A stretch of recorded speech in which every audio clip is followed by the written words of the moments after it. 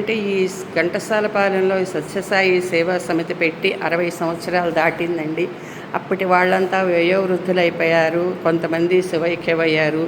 కొంతమంది ఒకళ్ళిద్దరున్నా కూడా వారు వచ్చి తలుపు తీసి దీపారాధన చేసే పరిస్థితి లేదండి. చాలా కాలం నుంచి ఈ సమితి ఇలా తలుపులు కూడా తీయకుండా నోచుకుంది. ఈ గ్రామంలో హోమ్ ఫుడ్స్ అని పెట్టారు వేమూరి లలిత గారు. వారి బృందం ఒక 10 మంది ఉన్నారండి. వారు చక్కగా మేము నిత్యము దీపారాధన చేస్తాము ఈ సాయి సేవా సమితికని వారు పూనుకొని తలుపులు తీసి చక్కగా రోజు రంగవల్లులు అద్దుతూ స్వామివారికి నిత్యం దీపారాధన చేస్తున్నారండి.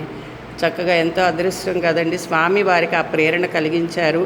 మళ్ళీ ప్రేరణ స్వామి నెలకు ఒకరోజు ఇక్కడ భజన కార్యక్రమం కూడా ప్రేరణ కలిగించి వారు ఎంతో సహాయ సహకారాలతో ఈ కార్యక్రమం ఇక్కడ ఇంత దేదీప్యమానంగా జరగటానికి ఎంతో స్వామివారి ప్రేరణ అండి. ఇది చూడండి, భగవంతుడు తలుసుకుంటే బళ్ళు ఓళ్ళే కాదండి.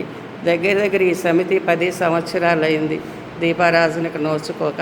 అలాంటిది ఈరోజు ఇంత కళకళలాడుతూ లైన్లోకి వచ్చిందంటే ఇదంతా స్వామివారు లలిత గారికి కలిగించిన ప్రేరణ.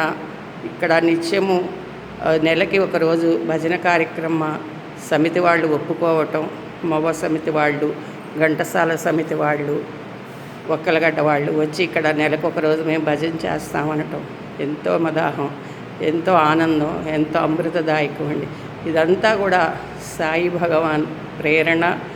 ఇదంతా లిఖించబడి ఉంది, ఇప్పుడు అమలు జరుగుతుంది. అంతే ఫ్రెండ్స్, ఏదైనా కూడా మనమంతా నిమిత్త మాత్రమే.